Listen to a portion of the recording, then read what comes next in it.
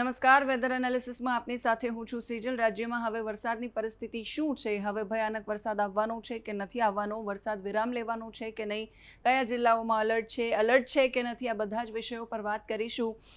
ગુજરાતની અંદર જુલાઈ મહિનાની શરૂઆતમાં મેઘરાજાએ જે તાંડવ મચાવવાનું શરૂ કર્યું હતું, પહેલાં જૂનાગઢ, પછી અમરેલી, માંગરોળ, કેશોદ અને બધા વિસ્તારો, અને ત્યાર પછી નવસારી, વલસાડ અને સુરતની સુરત છે એ બદતર બની ગઈ છે। એ દ્રશ્યો આપણે જોઈ રહ્યા છીએ। હજુ પણ સોશિયલ મીડિયામાં વિડીયો એ વરસાદ પછીના 3 દિવસના વિરામ પછી 3 દિવસના વરસાદ પછીના જે દ્રશ્યો સામે આવી રહ્યા છે, ક્યાંક વેપારીઓ, ક્યાંક લોકો ત્રાહિમામ પોકારી ગયા છે। એ તમામ પરિસ્થિતિઓની વચ્ચે હવે એ જાણવાનું છે કે વરસાદની પરિસ્થિતિ શું છે।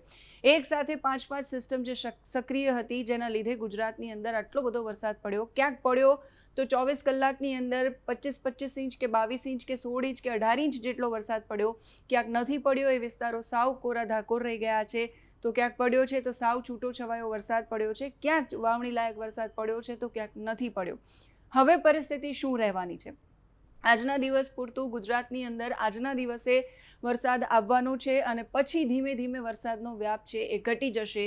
વરાપનો માહોલ આવશે અને ફરી પાછું જુલાઈમાં ફરી પાછા એક રાઉન્ડ અને પછી બીજો રાઉન્ડ, એવી રીતે 2 રાઉન્ડમાં જુલાઈમાં વરસાદ આવવાનો છે। 15 તારીખથી લઈને 20 તારીખ સુધી એક રાઉન્ડ આવશે અને પછી હવામાન નિષ્ણાતોના કહેવા પ્રમાણે અને પછી ફરી પાછો જુલાઈના અંતમાં ફરી એક વરસાદી રાઉન્ડ આવવાનો છે, જે ભારે વરસાદ કહી શકાય એ પ્રકારનો વરસાદ ત્યારે પડવાનો છે। જે 5 સિસ્ટમો સક્રિય હતી, એ સિસ્ટમો અહીંયા આપણે શરૂઆતમાં વાત કરી હતી કે અહીંયા જે છે એક સિસ્ટમ બની છે અને મજબૂત વેલમાર્ક લો પ્રેશર બન્યું, અને લો પ્રેશર શક્યતાઓ એ વખતે એવી હતી કે એ સિસ્ટમ બની છે તો એ સિસ્ટમ ગુજરાત તરફ આવશે, પણ એ સિસ્ટમ તમે જોઈ રહ્યા છો આ જે વિસ્તાર છે ત્યાં પહોંચી છે। અહીંયાથી લઈ અને ઉપર તરફ ગઈ છે, એટલે ગુજરાતમાં હાલ એની કોઈ અસર થઈ નથી અને એની અસર નથી થઈ એના કારણે હવે જે છે વરસાદી માહોલ છે એ ધીમે ધીમે હવે ઘટ્યો છે। અહીંયા ઓફશોર ટ્રફ સક્રિય છે, એટલે આજના દિવસ પૂરતું મુંબઈ મહારાષ્ટ્ર છે કે નવસારી વલસાડ છે, સુરત છે, એ બધા જ વિસ્તારોની અંદર વરસાદ પડશે। એટલો બધો વરસાદ નહીં પડે જે ભારે, અતિ ભારે કે અત્યંત ભારે કહેવાય, એ પ્રકારનો વરસાદ નહીં પડે, પણ છૂટો છવાયો, એટલે વરસાદનું જોર આજના દિવસ પૂરતું રહેશે, પણ અમુક વિસ્તારોની અંદર છૂટો છવાયો વરસાદ પડશે, જેમ કે સુરત છે, નવસારી છે, વાપી છે, દમણ છે, એ બધા વિસ્તારોમાં મુંબઈ મહારાષ્ટ્રમાં આજે પણ જે ઓફશોર ટ્રફ સક્રિય છે એના લીધે ભારે વરસાદની શક્યતા છે। એ સિવાય આ તરફ મહુવાના અમુક વિસ્તારો, ભાવનગરના અમુક વિસ્તારો, ગીર સોમનાથ, પોરબંદર, જૂનાગઢના અમુક વિસ્તારો છે, ત્યાં વરસાદ પડશે। છૂટો છવાયો વરસાદ છે એ પૂર્વ ગુજરાતની અંદર, ગુજરાત રિજિયન છે આખો પટ્ટો, ત્યાં પડી શકે એ પ્રકારની શક્યતા છે। પછી ધીમે ધીમે અરબ સાગરમાંથી જે પવનો તમે અત્યારે જોઈ રહ્યા છો, એ પવનો જઈ રહ્યા છે આ તરફ, એ પવનો આ તરફ જઈ રહ્યા છે। અહીંયા હિમાલયની તળેટીમાં જે ઓફશોર ટ્રફ અહીંયા સક્રિય હતું એ ત્યાં વહી ગયું છે, એટલે આ જે પવનો જઈ રહ્યા છે એના લીધે દક્ષિણ ગુજરાત અને દક્ષિણ સૌરાષ્ટ્ર દરિયાકાંઠાના જે વિસ્તારો છે ત્યાં વરસાદી માહોલ, છૂટો છવાયો વરસાદ પડે એવી શક્યતા છે। ઉત્તર ગુજરાત, કચ્છના જે અમુક વિસ્તારો છે ત્યાં છૂટા છવાયા ઝાપટા પડે એ પ્રકારનો માહોલ રહેવાનો છે। હવામાન વિભાગે કયા વિસ્તારોની અંદર એલર્ટ આપ્યું છે એ પણ જોઈ લઈએ। હવે વરસાદ જે ભારે વરસાદ કે અતિ ભારે કે 24 કલાકની અંદર જે 22 ઇંચ, 18 ઇંચ, 16 ઇંચ જેટલો વરસાદ પડ્યો, એટલો વરસાદ હવે પડવાનો નથી। હવે વરાપનો માહોલ રહેવાનો છે, હવે વરાપ નીકળવાની છે। એની સાથે સાથે પછી 15 તારીખ આસપાસ જે વરસાદ આવશે એ પણ એટલો અતિ ભારે કે ભારે વરસાદ નહીં હોય એવું અનુમાન અત્યારે લગાવાઈ રહ્યું છે, અને ત્યાર પછી જે વરસાદ આવશે એ વરસાદ કદાચ ભારે વરસાદ હશે, અને એ પણ ફરી પાછું આ જ પ્રકારની જે પૂરની પરિસ્થિતિ સર્જાઈ છે સુરતની અંદર કે નવસારીની અંદર કે વલસાડની અંદર કે પછી અમરેલી, જૂનાગઢની અંદર જે પરિસ્થિતિ સર્જાઈ છે એ પ્રકારની પરિસ્થિતિ સર્જાઈ શકે છે એવું અનુમાન છે। એવું જ થશે એવું કન્ફર્મ નથી, પણ અત્યારે એવા અનુમાન લગાવાઈ રહ્યા છે। ચોમાસાનો જે વરસાદ, ચોમાસું જે છે એ ધીમે ધીમે આખા ગુજરાતને કવર કરી લીધું છે, અને આજે 9 તારીખ છે, 9 તારીખ માટે હવામાન વિભાગે આગાહી કરી છે। આજે છૂટાછવાયા સ્થળોએ કચ્છમાં, મોરબીમાં, જામનગરમાં, દેવભૂમિ દ્વારકામાં આ જે જિલ્લા છે ત્યાં છૂટાછવાયા હળવાથી મધ્યમ ઝાપટા પડે એવી શક્યતા છે।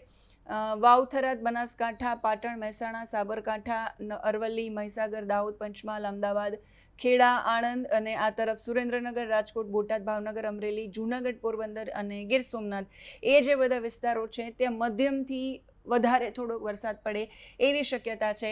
અને જે વડોદરા છોટાઉદેપુરથી લઈને નીચેનો જે પટ્ટો છે એ વલસાડ સુધીનો એ વિસ્તારમાં, એટલે વડોદરા છોટાઉદેપુર ભરૂચ નર્મદા સુરત તાપી ડાંગ નવસારી અને વલસાડ, એ જે બધા વિસ્તારો છે ત્યાં ઘણા બધા સ્થળો એવા હશે કે જ્યાં મધ્યમ વરસાદ પડશે. એ સિવાય આજે જોઈ લઈએ કે હવામાન વિભાગે અલર્ટ આપ્યું છે. આજે હવામાન વિભાગે 9 તારીખમાં અલર્ટ આપ્યું છે નવસારી ડાંગ અને વલસાડ માટે. એ વિસ્તારની અંદર હજુ પણ યલો અલર્ટ છે, એટલે ભારે વરસાદની શક્યતા છે એ વિસ્તારોની અંદર છે. તાપી, નવસારી, ડાંગ અને વલસાડ આ જે વિસ્તાર છે ત્યાં ભારે વરસાદ પડવાની શક્યતા છે. એ સિવાય 10 તારીખ માટે જોઈ લઈએ તો 10 તારીખ માટે હવામાન વિભાગે વડોદરા છોટાઉદેપુરથી લઈને વલસાડ સુધીનો જે પટ્ટો છે ત્યાં કેટલાક સ્થળોએ હળવોથી મધ્યમ વરસાદ પડે એવી શક્યતા. અને બાકી ઓલ ઓવર ગુજરાતમાં કચ્છથી લઈને સૌરાષ્ટ્ર અને આ બાજુ ઉત્તર ગુજરાતથી પંચમહાલ સુધીનો જે વિસ્તાર છે એ આખા વિસ્તારની અંદર છૂટાછવાયા સ્થળોએ છૂટાછવાયા ઝાપટા પડે એ પ્રકારની શક્યતા છે. 11 તારીખ માટે પણ વડોદરાથી લઈ અને વલસાડ સુધી થોડોક મધ્યમ વરસાદ પડે અમુક વિસ્તારોની અંદર એ પ્રકારની સ્થિતિ છે. બાકી ઓલ ઓવર ગુજરાતમાં છૂટાછવાયા ઝાપટા. 12 તારીખે હવામાન વિભાગે કચ્છમાં અને સુરેન્દ્રનગર, મોરબી, જામનગર, દેવભૂમિ, દ્વારકામાં અને વાવ થરાદથી લઈ આણંદ સુધી, બનાસકાંઠાથી લઈ દાહોદ સુધી વરસાદની કોઈ આગાહી કરી નથી. વરસાદ પડે, છૂટું છવાયું ઝાપટું પડે અથવા ન પણ પડે એવી શક્યતા છે. એ સિવાય વડોદરા છોટાઉદેપુરથી લઈ અને વલસાડ દમણ સુધી અને ત્યાર પછી સૌરાષ્ટ્રની અંદર પોરબંદર, જૂનાગઢ, ગીર સોમનાથ, રાજકોટ, બોટાદ, અમરેલી, ભાવનગરમાં હળવો મધ્યમ વરસાદ પડે અમુક વિસ્તારોમાં એવી શક્યતા છે. 13 તારીખ માટે વડોદરાથી લઈ વલસાડ અને સૌરાષ્ટ્રની અંદર પોરબંદર, ગીર સોમનાથ, જૂનાગઢ, અમરેલી ને ભાવનગર આ વિસ્તારની અંદર છૂટાછવાયા ઝાપટા પડે એવી શક્યતા. 14 તારીખે ભાવનગર, અમરેલી, ગીર સોમનાથ અને જૂનાગઢ, છોટાઉદેપુર, નર્મદા, સુરત, તાપી, નવસારી, ડાંગ અને વલસાડ આ જે વિસ્તાર છે ત્યાં છૂટાછવાયા ઝાપટા પડે એવી શક્યતા છે. જે 5 સિસ્ટમો એક સાથે સક્રિય હતી એ હવે છૂટાછવાયા વિસ્તારમાં ગઈ છે. હવે પછીનો જે રાઉન્ડ આવશે એમાં કોઈ સિસ્ટમ બને છે કે કેમ, અને બને છે તો એ કેટલી મજબૂત છે, એ ક્યાં છે, કેવી રીતે એ આગળ વધે છે, એના પર બધી અસર થશે. એના પરથી નક્કી થશે કે વરસાદ કેવો પડશે. પણ હજુ 15 તારીખે એક રાઉન્ડ આવવાનો છે વરસાદનો, એવું અનુમાન અત્યારે લગાવાઈ રહ્યું છે. તમારા વિસ્તારમાં વરસાદ પછીની પરિસ્થિતિ શું છે, વરસાદ છે કે નથી, એ બધું જ કમેન્ટમાં લખીને તમે અમારા સુધી પહોંચાડી શકો છો. અત્યારે આ વિડીયોમાં બસ આટલું જ. નમસ્કાર.